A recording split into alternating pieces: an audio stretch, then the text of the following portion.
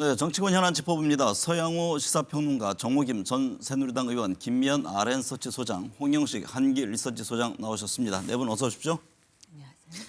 서영호 평론가님, 네. 12.3 비상계엄이 사흘 뒤엔 1년을 맞이합니다. 비상계엄과 탄핵 이후 내부 혼선뿐만 아니라 외교 공백의 위기를 맞이했는데요. 이재명 대통령 취임 이후 국제 무대에 복귀하면서 민주 한국에 돌아왔다는 것을 알리고 있습니다. 어떻게 바라보고 계세요? 예, 민주한국이 돌아왔다. 계엄 1년 만에 국제적으로 이제 정상 국가로 인정받았다라는 의미가 있지 않나 생각이 듭니다. 잘 아시겠지만 이재명 대통령 취임 12일 만에 G7 정상회의에 참석해서 그 의미를 목적을 분명히 밝혔는데요. 바로 계엄 위기로 처했던 한국 외교와 민주주의가 회복되었다라는 것을 분명히 알리겠다라는 그 목표로 취임하자마자 G7 정상회의에 달려갔습니다. 그 이후에 APEC이라든가 G20 정상회의를 통해서 한국이 이제 외교적으로나 국내 정치나 안정이 되었다는 걸 확실히 보여주고 있는 성과를 낸 것 같습니다. 네, 정우겸 전 의원님, 12.3 비상계엄이 외교에 미치는 영향은 그만큼 치명적이었습니다. 계엄 선포 당시 조태열 전 외교부 장관이 대한민국의 70년 성취를 무너뜨리는 것이라면서 만류했다고도 하는데요. 비상계엄은 한국 외교의 신뢰 기반을 흔들어 놓기도 했죠. 네, 사실은 우리 대한민국이 굉장히 특별한 이유가 1945년 해방 이래로 자유민주주의와 경제발전을 동시에 성공시킨 유일한 나라라 해도 과언이 아닙니다. 그래서 유엔에서는 자본주의와 자유민주주의의 쇼케이스라고 했었거든요. 네. 그런데 21세기에 느닷없이 대통령이 계엄을 선포하는 상황에서 전 세계가 놀랬지만 또 한 번 평화적인 방법으로 다시 민주주의가 복관되는 모습을 보고 상당히 깊은 인상을 받은 것 같습니다. 단지 아쉬운 거는 이 계엄을 선포하는 과정에서 적극적으로 계엄을 반대했던 강요가 최상목 경제부총리라든지 네. 또 이를 강조한 조태열 외교부 장관 정도라는 것이 아쉽지만 결국은 지금 이렇게 복원된 가장 중요한 이유는 국민의 성숙도가 아닌가 생각합니다.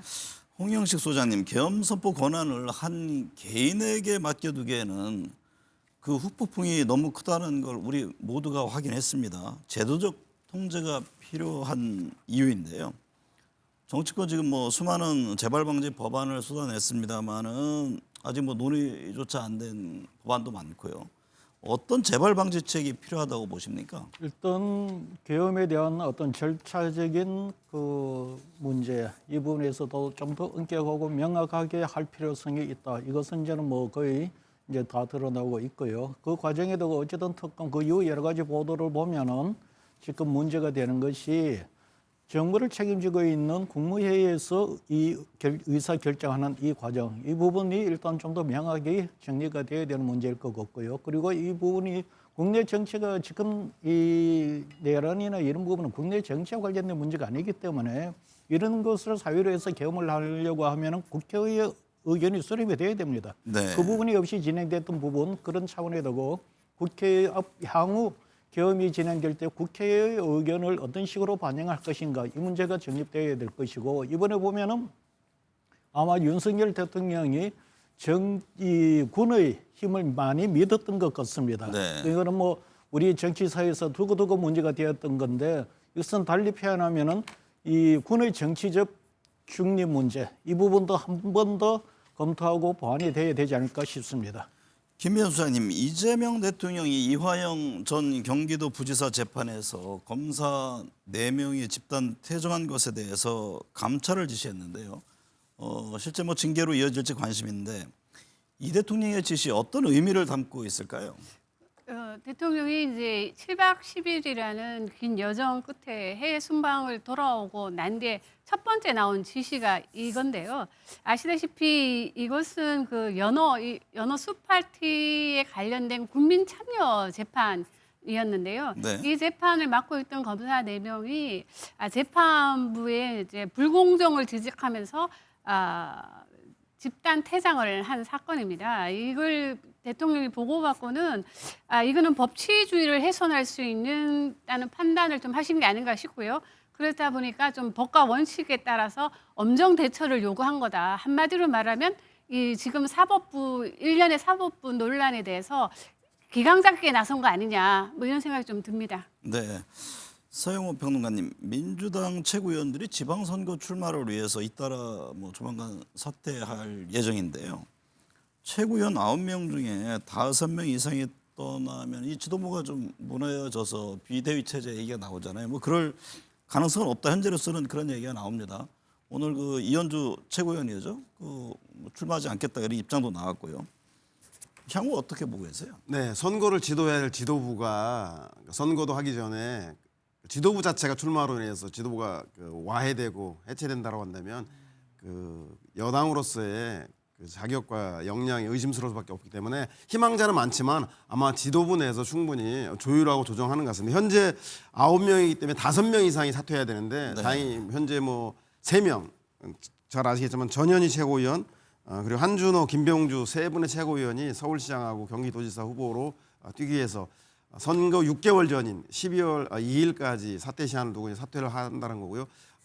말씀하신 대로 이현주 최고위원은 고심 끝에 지도부에 잔류하는 걸로 나타났습니다. 아마도 그렇기 때문에 여당의 개인의 정치적 진로도 중요하지만 여당 전체 지도부로서 대통령의 임기 후반을 뒷받침하는 지방선거의 승리를 위해서 지도부 차원에서의 혼신의 힘을 기울이지 않겠나 예상이 됩니다. 정우기 의원님, 내년 1월 최고위원 보궐선거 과정에서 정청래 대표의 지도력이 시험대에 오를 수 있다 이런 전망들이 나오던데 어떤 배경에서의 얘기입니까? 지금 소위 물론 저는 제3자입니다. 민주당 내부자가 아닌데 네. 대통령 취임한 지 1년도 안 됐잖아요. 네. 그럼에도 불구하고 명청 갈등, 친 이재명계와 친 정청래계 사이에 알력 신경전 내지는 갈등 얘기가 나오다 보니까 내년에 결국은 이제 최고위원 보궐선거 과정에서도 친청계냐 친명계냐 하면서 상당한 줄다리기가 있을 것 아닌가 이런 얘기들이 나오는 것 같습니다. 근데 또 가만히 뜯어보면 지금 지방선거 나간다라고 하는 전현희, 한준호, 김병주 이런 정치인들은요. 애초부터 친청계는 아니었습니다. 네. 친명을 강조하고 들어왔는데 지금 분위기가 친청, 사실은 친청 뒤에 친개딸, 그다음에 친김어준 이런 얘기들을 많이 하지 않습니까? 이게 민주당의 뉴노멀인지는 모르겠는데 분명히 최고위원 보궐선거에도 이런 일련의 긴장관계가 영향을 끼칠 수밖에 없는데 이게 왜 중요하냐면요. 이렇게 되다 보면 내년에 이 보궐선거뿐만이 아니라 대표 경선이 다시 있고요. 네. 지방선거도 있고요. 또 그 몇 년 후에는 총선이 있지 않습니까? 근데 내년에 새로 꾸려지는 지도부는 결국 총선에서도 공천권 문제가 있죠. 공천권을 행사한다라는 거는 그렇게 해서 정청래 대표가 다시 한번 재선에 성공을 한다면 보기에 따라서는 지금 대통령 취임한 지 1년도 안 돼서 친청계가 있듯이 대통령의 조기 레임덕이 가속화되는 것이 아니냐 이런 우려가 나올 정도입니다. 그렇기 때문에 내년 1월에 그 최고위원 보궐선거에서도 상당히 긴장하는 것 아닌가 네. 이렇게 외부자로서 보여집니다. 홍영식 소장님, 여기에 오는 5일 표결에 붙여지는 대의원 권리당원 1인 1표제도 여전히 지금 논란입니다. 정 대표의 연임을 위한 졸속 추진이다 이런 반발이 나오던데요. 만약에 반대표 비중이 높게 나오면 정청래 대표의 리더십에도 영향을 줍니까? 일단 국민들은 뭐 1인 1표제에 대해서 정확히 잘 그게 어떤 영향을 미칠지 잘 모르실 수도 있겠습니다만은 네. 지금 이제 1인 1표제를 하느냐 이거는 사실 대의제도를 대의원들을 통한 의사가 전달되는 대의제도를 바꾸는 거냐 문제인데 사실 제도로 놓고 보면은 뭐 대의제도나 직접 참여를 하는 이런 제도 두 가지 어느 것이 절대적으로 낫다 이런 이야기하기는 어려울 것 같습니다. 네. 그러니까 현실적으로 우리나라 정치에도 대의원들이 겉으로 드러나지 않아서 그렇지 그들이 하는 역할, 책임, 의무 이런 것들이 있습니다. 그런데 그런 부분들을 고려하지 않고 지금 권리당원이 그걸 하고 있는 건 또 아니에요. 물론 그 대의원들의 그런 역할로 인해서 부작용도 있지요. 그러지 있지만은 그러나 이제 그런 문제들을 감안하지 않는 상태에서 이 권리만 동일하게 나누어 갖는다. 이렇게 됐을 때 앞으로 정당 운영에 어떤 영향을 미칠지 이 부분을 좀 더 제가 볼 때는 민주당이 심층적으로 검토를 하고 충분한 그 토의 과정, 합의 과정을 거쳤으면 좋겠다. 그런데 네. 지금 상황을 보면은 국민들한테 물어보면은 1인 1표제에 대해서 뭐 평등하다고 하니까 뭐 40%대 초반 찬성, 나머지 한 15% 정도는 잘 반대, 나머지는 잘 모르겠다는 거예요. 네. 그래서 만약에 이것을 이런 식으로 시급하게 진행이 되었을 때 정청래 대표에게는 이것을 통과시키면은 어떻게 보면 그것은 뭐 정치적으로 이겼다라고 이야기할지 모르겠습니다만은 나중에 그것이 다른 어떤 부작용이 나온다면은 이기기는 했지만은 실질적으로는 패하는 그런 그 가능성도 상존한 상황입니다. 네. 김미연 수사님, 12.3 비상계엄 1년이 사흘 앞으로 다가온 가운데 국민의힘 지도부의 강경 기조가 더욱 거세지고 있습니다. 당 안팎에서 계엄에 대한 사과 요구가 빗발치고 있지만 지도부는 반격을 시작할 때라면서 강력한 대여 투쟁을 예고했네요. 그렇습니다. 이게 뭐 이 표현을 좀 하면은 좀 얼마 남지 않은 강경 보수층의 입장을 지금 지도부가 대변하고 있는 게 아닌가 하는 생각이 좀 드는데요. 그래서 아마 이런 메시지가 나온 것 같은데 제가 좀 살펴보면 진보층은 그동안 외연 확장이라는 두 번의 큰 기회를 맞이했었습니다. 그때 예를 들자면 노무현 전 대통령 그리고 안철수 의원의 등장으로 해서 강남 좌파, 소위 강남 좌파가 진보 진영에 유입되면서 상당히 진보 진영의 포지션이 상당히 넓어졌거든요. 반면에 보수층은 박근혜 탄핵을 기점으로 해서 한번 외연 확장보다는 분화를 했는데 이 분화돼서 나왔는 층들이 바로 소위 말하는 보수 아스팔트 계층인데 네. 이들의 계층은 이제 나온 여론사 결과를 쭉 살펴보면 60, 70대 그리고 특히 이 아스팔트 보수에서 가장 또 우리가 좀 주목해야 될 부분이 뭐냐면 그동안 정치에서 상당히 소외됐다고 생각했던 60, 70대들의 여성들의 적극적인 정치 참여입니다. 그래서 이들의 목소리가 상당히 높은데요. 이 한국갤럽이 이 역대 대통령들의 잘한 점과 못한 점을 평가할 때 윤석열 대통령이 잘했다고 응답한 사람 중에 가정주부라고 응답한 사람 중에 20%가 윤석열 전 대통령이 잘했다고 응답을 했거든요. 그런 네. 걸 감안해 봤을 때 이 정치에 적극 참여하고 있는 여성층, 60대, 70대 이상 여성층과 그리고 기독교 층의 그 강력한 메시지가 지금 이 소위 말하는 국민의힘의 이 바탕을 이루고 있기 때문에 이 목소리를 대변하기 위해서 이런 메시지가 나온 게 아닌가 싶습니다. 서영호 평론가님, 집회 현장에서는 장동혁 대표 의지와는 달리 계엄 반성을 요구하는 목소리가 터져 나왔습니다. 양향자 최고위원이 그런 입장을 냈는데요. 국민의힘 내분을 이게 단적으로 보여주는 것 아니냐 이런 이야기가 나옵니다.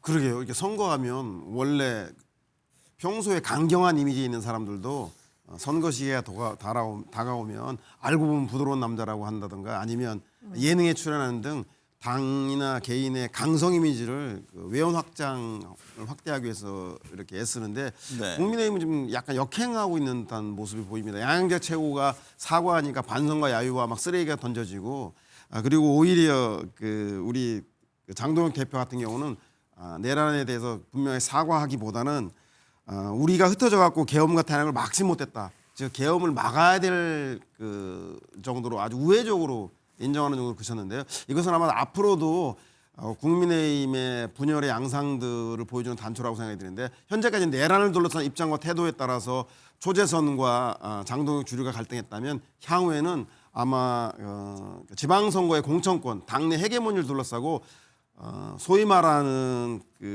우리 윤호계인 친장동혁계와 네. 그리고 친장동혁계의 비판적인 한동훈계 소장파들 그런 사람들 비주류 비장동혁계와의 갈등, 공천권과 당내 헤게모니를 둘러싼 그런 권력 투쟁의 양상으로 지방선거가 계기로 작용하지 않을까 그런 상황인 것 같습니다. 정우김 의원님, 계엄 사태 문제, 계엄 사과 문제를 두고 국민의힘 당 지도부와 지금 뭐 소장파들도 좀 의견이 부딪히고 있잖아요. 소장파에서는 사과를 요구하는 연판장까지 돌리겠다 그런 입장인데 향후 이 문제가 어떻게 흘러갈까요? 지도부 불신이 뭐 분당론으로 흐를 가능성도 있습니까? 없습니다. 네. 글쎄 제가 이렇게 단정하는 거는 좀 적절하진 못한데요. 없을 것 같고요. 소장파들이 좀 더 가열차게 네. 배지를 달고 있는 정치인이든 그렇지 않은 지역위원장이든 할 거면은 자신의 정치적 생명을 걸고 이게 왜 당의 지금 존립과 좌우되는 문제인지를 좀 설득하면서 호소하는, 그러니까 양양자 최고가 정말 쓰레기를 맞으면서 이렇게 이제 토로를 하는 그 용기 이상의 용기들을 좀 보여줬으면 좋겠다는 생각이 들고요. 당 지도부는 그렇기 때문에 사과를 안 하고 좀 더 강경 모드로 가겠다라는 입장인 것 같은데요. 네. 어차피 지난번에 뭐 사과 비슷한 얘기를 했는데 안 한 것만도 못한 상황이 되어버리고 말았습니다. 그러면은 안 할 거면 제가 볼 때 지금 무책임하게 매주 여론조사하는 거 보면은 지지도가 오르지 않습니다. 네. 그렇기 때문에 시한을 정하라.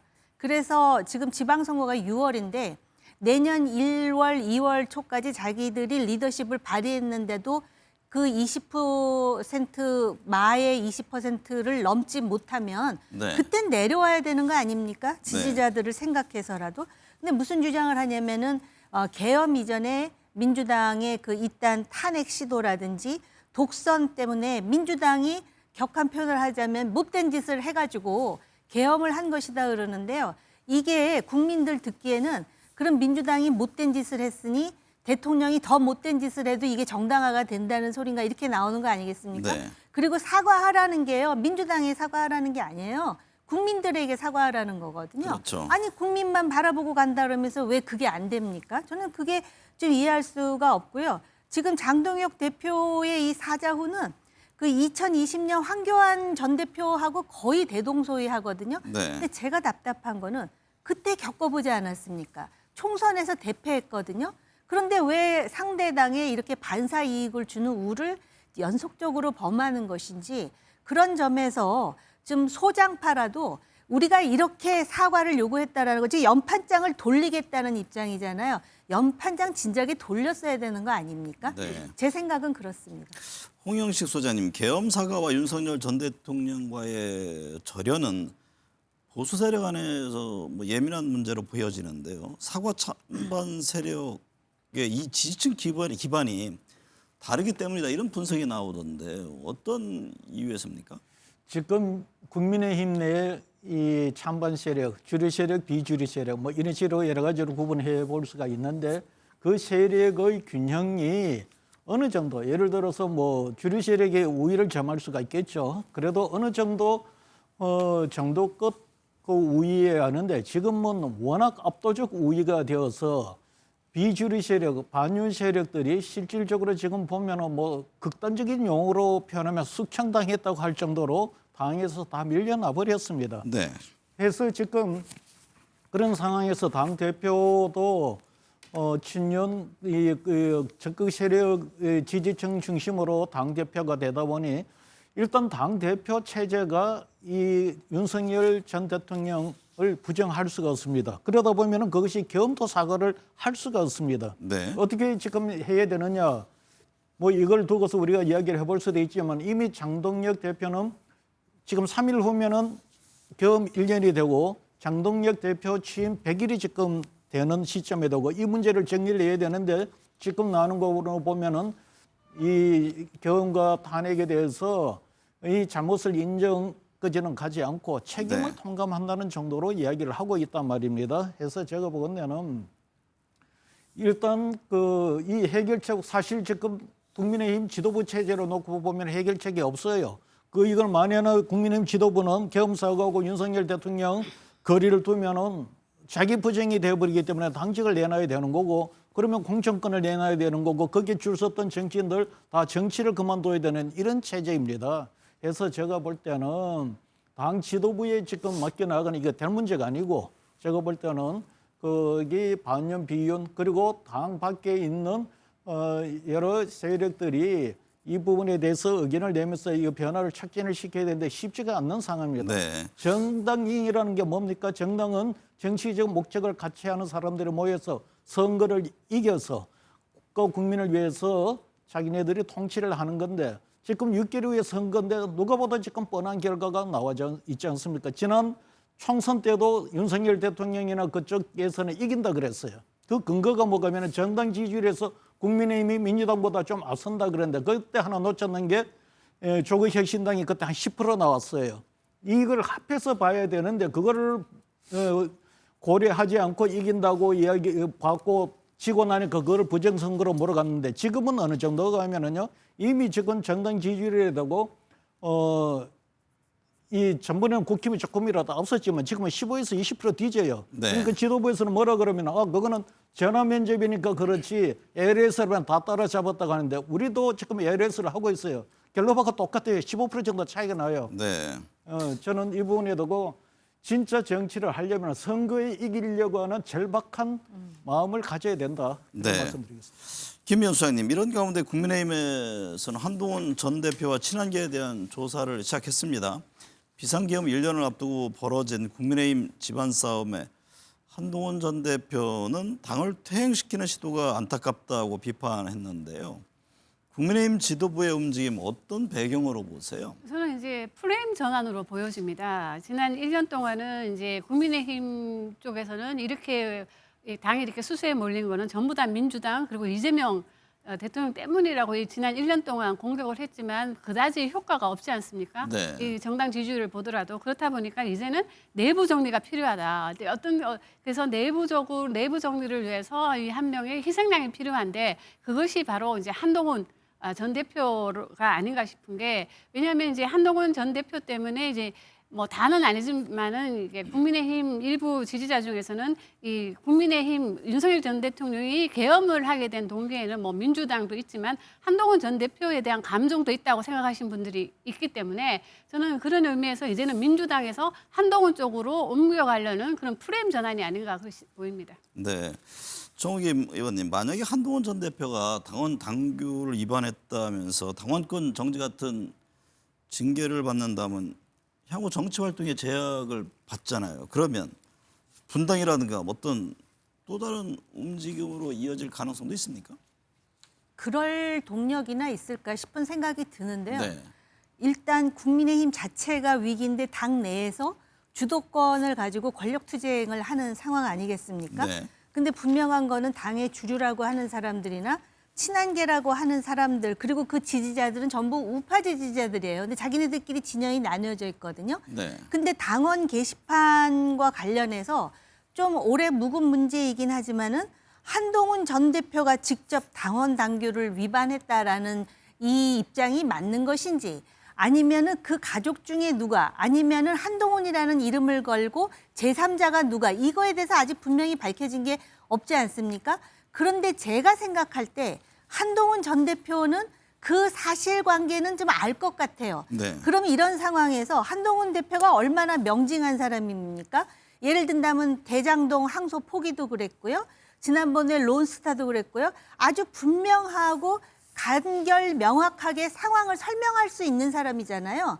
그러면은 이것이 자신에게 유리하든 불리하든 좀 설명을 했으면 좋겠어요. 제가 생각할 때 당원 게시판에 대해서 한동훈 대표의 입장이라는 게 상당히 애매합니다. 네. 근데 그렇게 애매해가지고는 장동혁계와 그 한동훈 전 대표를 좋아하지 않는 그 주류 세력이라고 하는 사람들이 이걸 끝까지 활용하지 절대로 넘어갈 상황인 것 같지 않거든요. 그래서 저는 오히려 지금 뭐라 그랬냐면 한동훈 전 대표가 당을 퇴행시키는 시도가 안타깝다라고 제3자처럼 말하는데 본인에 대한 징계를 하겠다는 거 아닙니까? 네. 그러면 이 상황은 당원 게시판 문제는 전후 좌우가 이렇게 돼서 이런 상황이었다라고 오히려 국민들한테 설명하고 그 심판을 그 당의 주류로부터 받지 말고 국민들로부터 평가받는 하나의 계기가 만들어져야 될 것 같습니다. 그렇게 네. 함으로써 한동훈에 대해서 이거는 한동훈이 정치를 못할 만큼의 치명타가 아니다라고 뭐 평가하는 얘기가 나올 거 아니에요. 그렇게 해서 다시 일어서지 않으면 계속해서 한동훈을 가장 경계하는 장동욱 대표로서는 이번에 이 징계 수순을 계속 밟아가면서 뭐 친한계가 어떻게 말하든 말든 자기의 계획을 옮겨갈 가능성이 있고 그 자체가 당으로서는 결코 바람직하지 않은 선거를 앞두고 그런 결과로 지리멸렬하는 상황까지 올 수 있다 이렇게 보여집니다. 이준석 개혁신당으로의 변화 움직임은 어떻습니까? 글쎄요, 제가 볼 때 이제 한동훈계라는 사람들하고 이준석계가 그 주장하는 바라든지 비전이나 또는 이념 정향은 매우 그 유사한 점도 있지만 케미가 잘 안 맞는 그러한 또 측면이 있습니다. 근데 사실은 이 상황 정도 되면은요, 케미가 중요한 게 아니고 노선과 세력이 중요한 거거든요. 그런데 정치를 옛날에 그런 어떤 우리가 생각할 때 걸출한 한국 정치인들 있잖아요. 그런 큰 수를 두지 않고 자잘하게 지금 졸로만 왔다 갔다 하는 것 같다라는 생각이 들 정도입니다. 어쨌든 이준석 대표는 선을 그었죠. 어쨌든 현재까지는. 김미연 소장님, 그 비상계엄 당시 계엄 해제 표결을 방해한 혐의를 받는 추경호 국민의힘 전 원내대표 구속 여부 12월 3일 결정되는데요. 민주당은 추경호 의원의 구속 여부와 맞물려서 지금 공세 수위를 끌어올렸습니다. 구속되면은 정당 해산 요구까지 몰아칠 가능성을 내비쳤네요.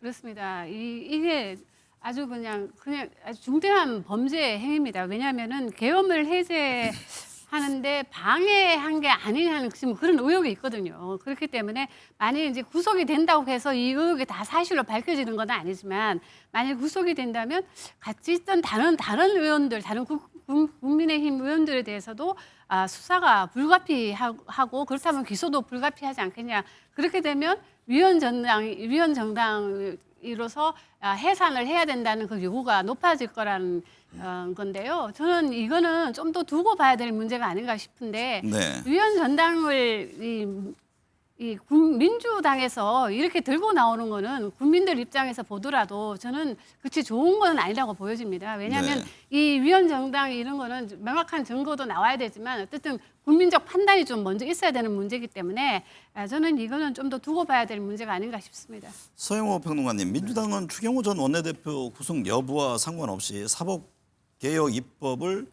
예산국회 직후 열리는 12월 임시국회에서 통과시키겠다 이런 강경한 입장이죠. 네, 지금 정청래 당대표가 그런 입장을 밝히고 있는데요. 아무래도 추경호 전 원내대표가 구속영장이 기각될 경우 뭐 국민의힘으로서는 쾌재겠지만 민주당으로서는 아마도 조희대 대법관에 대한 비판을 등에 업고 이 문제에 대해 아주 쟁점화할 가능성이 매우 높습니다. 그동안 여론으로 제기됐다가 좀 수면에 가라앉은 내란 이제 조희대 대법 사법부를 믿을 수 없다. 따라서 내란 전담 재판부를 만들자라는 얘기부터 시작해서 조희대 법원 행정처의 실질적 폐지와 그리고 비법관이 참여하는 사법행정위원회를 새롭게 만들자 이런 사법개혁들의 목소리를 낼 가능성이 높고요. 만약에 추경호 전 원내대표가 구속된 즉 인용된다라면 아무래도 이런 사법개혁보다는 아마 대야당에 대해서 위원정당 해산을 명분으로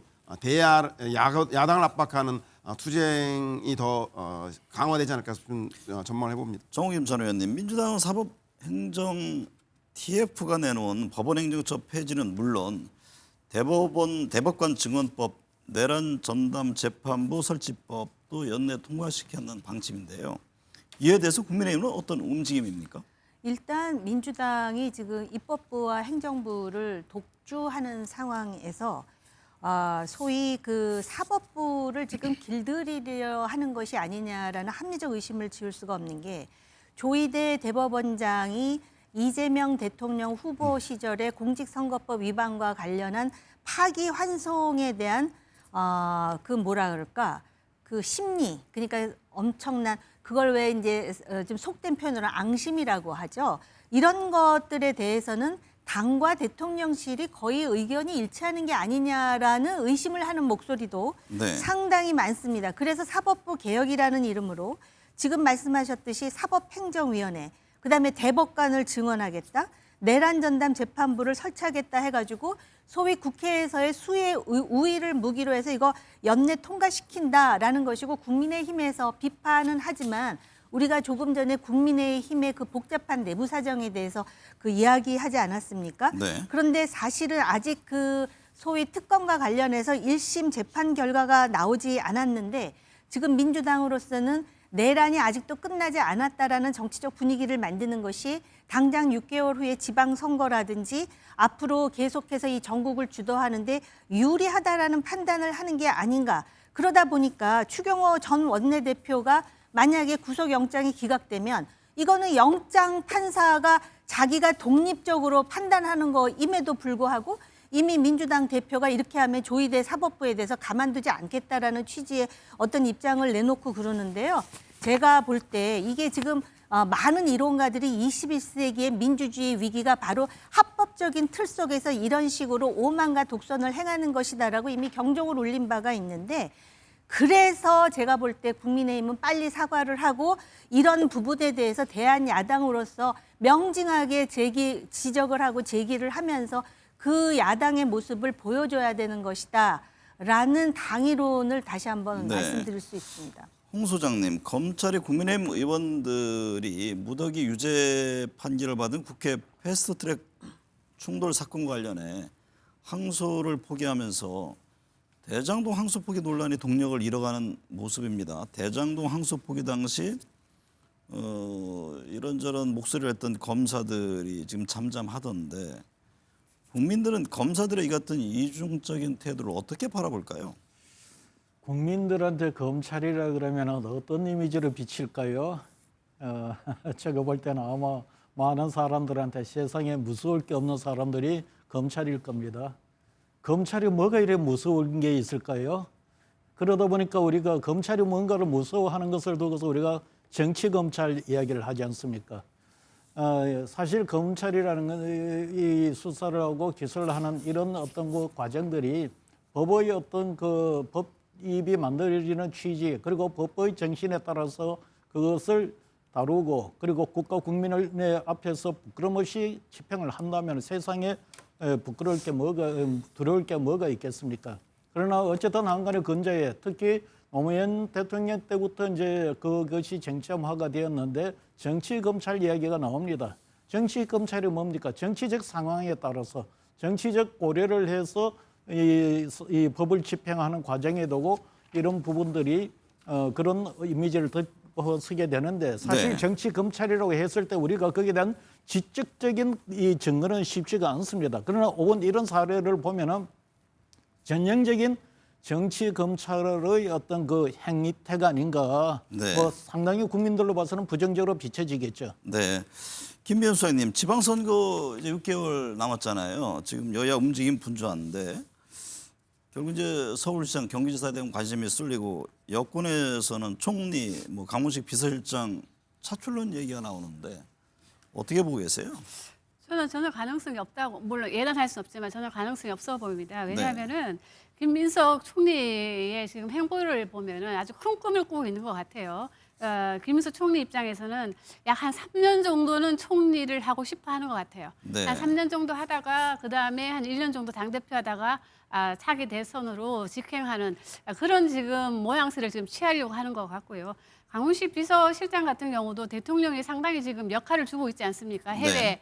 특사로 나가서 많은 견문을 넓히도록 상당히 지금 기회를 좀 주고 있는 걸로 보여지기 때문에 저는 이 두 분을 차출해서 내보낸다는 거는 국민들도 원하지 않을 것 같아요. 그렇기 때문에 저는 이거는 그냥 예단할 수는 없지만 불가능한 일이라 생각합니다.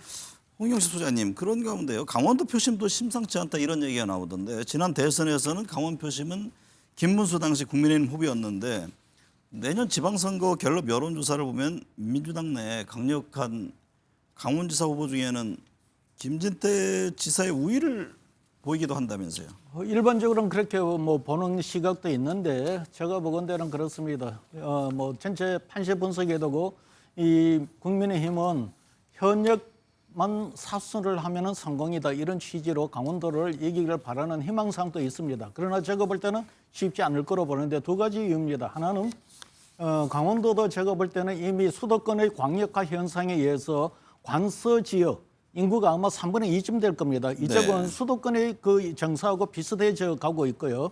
두 번째 그 중에서 지금 예를 들어서 다른 인물은 모르겠습니다만은 전 도지사를 했는 이광재를 넣으면은 이 현 도지사의 어떤 도지사 프리미엄이 없어집니다. 그래서 지금 뭐 가성대결에서 보면은 벌써 이광재 의원이 앞서는 거로 나오는 전 의원이 앞서는 게 나오는데 제가 볼 때는 이 국민의힘이 강원도를 이긴다, 우위다 이렇게 단정적으로 이야기 어려운 지역입니다. 네.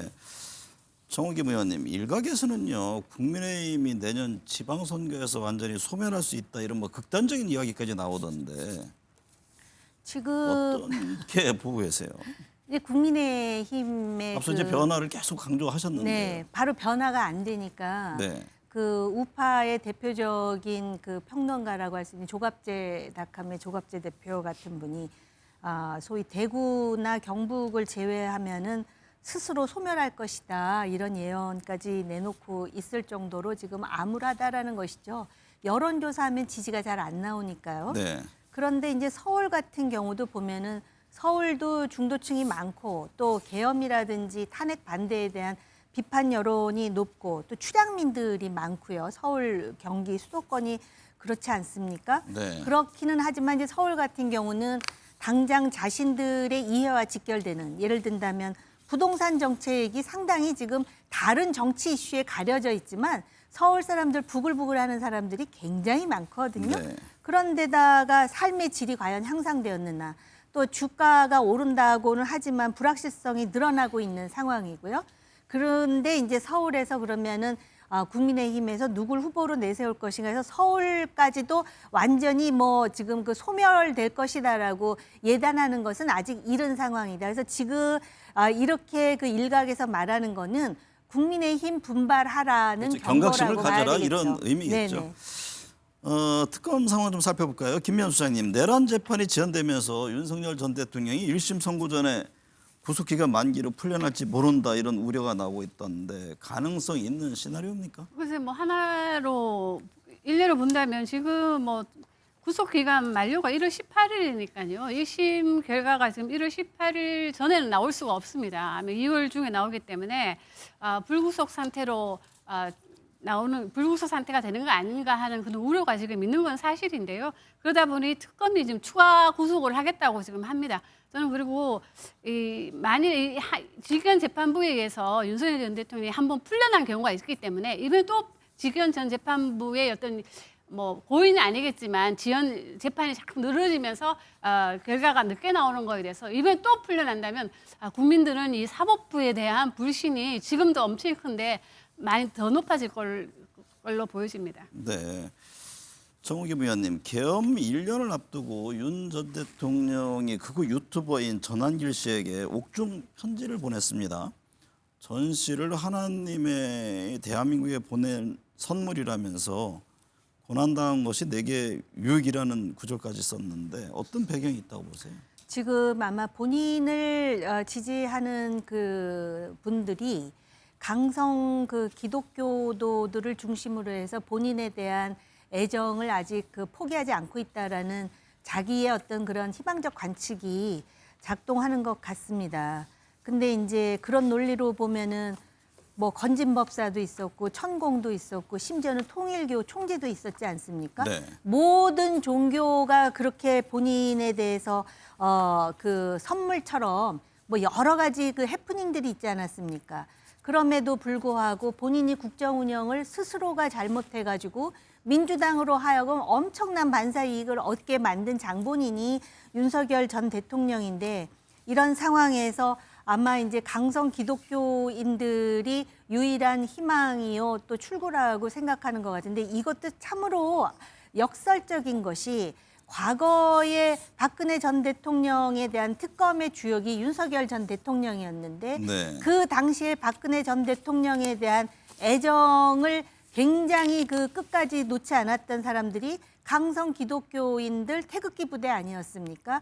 그렇기 때문에 오히려 이러한 그 지지자들의 어떤 그 순수한 마음을 자신의 정치적 이해에 의해서 이렇게 활용하려 하기보다는 지금은 이런 상황을 만든 것에 대해서 일단 보수 지지자들 그리고 국민들에 대해서 좀 참여하는 심정을 가져야 되는데 재판하는 과정을 보면은 아직 그 경지에 이르지 못한 것 같아서 매우 안타깝습니다. 서영호 평론가님, 네. 계엄 1년이 되었지만 핵심 의혹들이 다 밝혀지거나 관련자가 처벌을 받지 않은 상황입니다. 향후 어떤 과정이 필요하다고 보세요?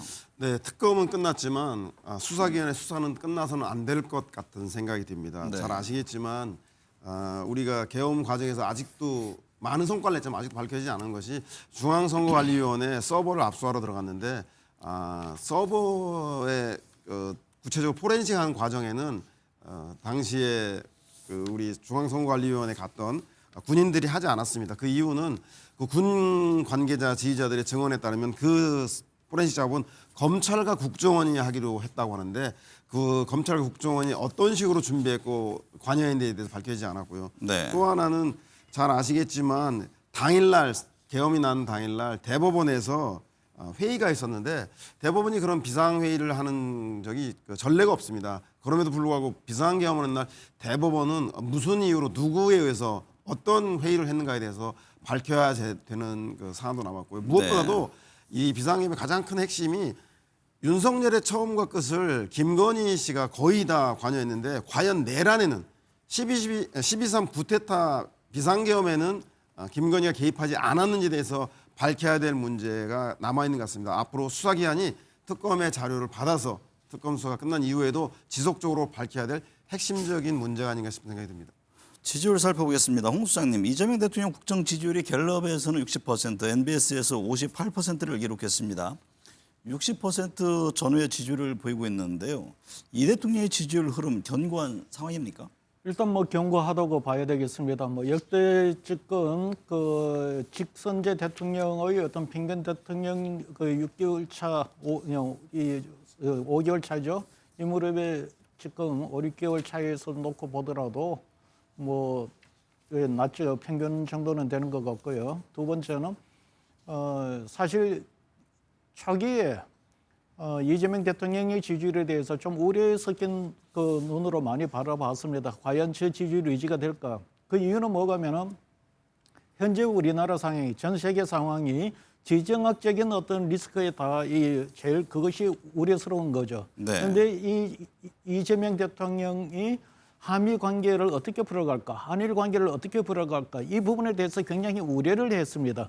그런데 그 부분에 대해서 적어도 앞으로 뭐 진행되는 과정에도 성과가 어떻게 나올는지는 모르겠지만 그 부분에 대한 우려를 지금 해소를 시켰기 때문에 그로 인해서 지지율이 지금 높게 올라가고 이번에도 지지율을 하는 가장 큰 이유가 뭐냐면은 외교가 43%입니다. 그다음 민생 경제가 11%. 그냥 일반적으로 이 대통령한테 많이 그 평가되는 부분이 직무 유능성 이거 세 가지를 합하면 60%입니다. 해서 현재 이재명 대통령의 지지율은 가장 국민이 우려했던 외교적 부분을 해소를 시켜줘서 좀 안정적인 단계로 접어들고 있다 이렇게 보여집니다.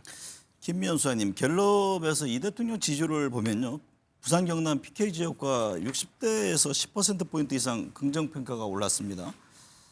PK와 60대에서 지지율이 크게 오른 이유 어떤 의미가 있다고 보세요? 아마 PK에서는 해수부 이전이 가시권이 좀 들어오지 않았습니까? 네. 그럼 12월 말쯤에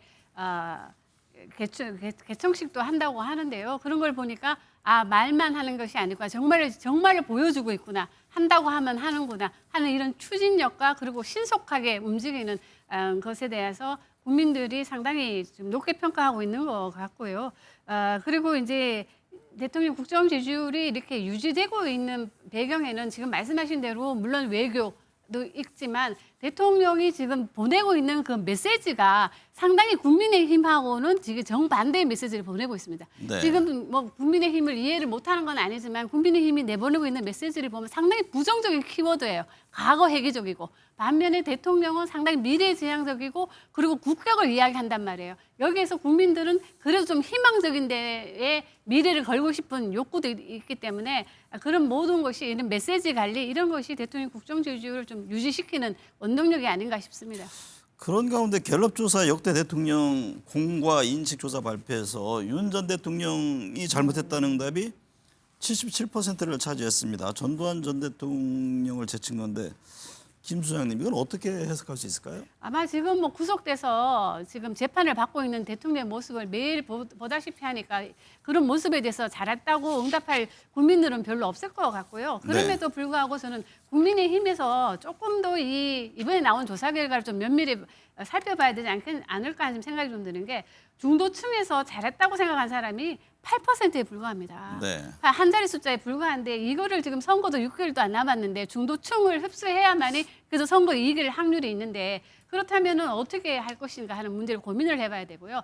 그동안 민주당, 국민의힘이 많이 이야기했던 게 20대 남성들의 보수화로 인해서 우리가 지금 잘하고 있다 얘기하는데 지금 갤럽이 11월 달 종합 통계를 낸 거를 보니까 20대 남성에서는 이재명 대통령에서 잘하고 있다는 응답이 45%더라고요. 평균적으로. 그런 거를 감안해 봤을 때 국민의힘은 이재명 대통령의 못하기를 바라면서 반사이익을 하다기보다는 제 개인적으로는 차라리 내란에 대한 사과도 물론 해야 되지만 선제적으로 다시는 내란이 일어나지 않도록 어떠한 법적 절차를 우리가 선제적으로 하겠다 하고 나서는 것이 더 좋은 것이 아닐까 하는 생각이 좀 듭니다. 서영호 평론가님, 민주당 개업 1년 동안 내란 청산을 외치며 개혁에 속도를 냈는데요.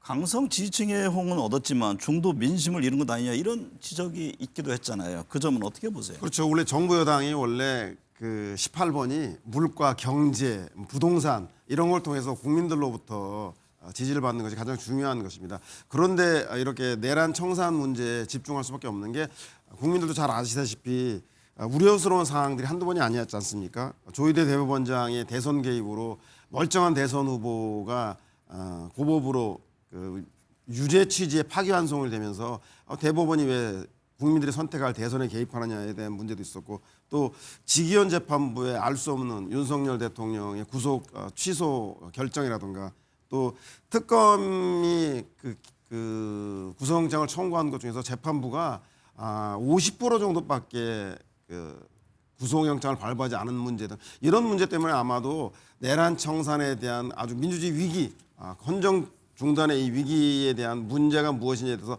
다시는 반복하지 않기 위해서 민주당이 이런 내란 청산 작업에 철저히 했는데 아마 이것이 1심이 전체적으로 끝나는 게 1월 초 정도 되면 선고가 결정나기 때문에 저는 1월 선고 이후에는 2심은 이제 재판부와 수사 당국에 맡기고 민주당이 원래 실력인 민생과 경제에 좀 집중해야 되지 않겠냐 그렇게 좀 전망해 볼 수 있겠습니다. 정우김 의원님, 한 1분여 남았는데 지금 국민의힘을 향해서는 변화 혁신을 계속 강조를 하셨습니다. 당 지도부가 대국민 사과를 할 경우에 지지율에 좀 변화가 있을까요? 대국민 사과를 어떻게 하느냐가 굉장히 중요할 것 같고요. 사과를 하면 그 지지율의 반등에 어떤 모멘텀이 생기는 것이 당장 지지율이 올라간다라는 뜻은 아닙니다. 네. 그런데 사과를 안 하면 그 지지율 위로 올라갈 가능성을 스스로 차단하는 상황이 되어버린다는 것입니다. 일단 사과하고 개혁에 대해서 굉장히 안간힘을 쓴다는 모습을 보이는 상황에서 야당으로서의 반사 이익이라든지 대안 제시라든지 여러 가지 기회가 문이 열리는 것이겠죠. 네, 오늘 내용 말씀 감사합니다.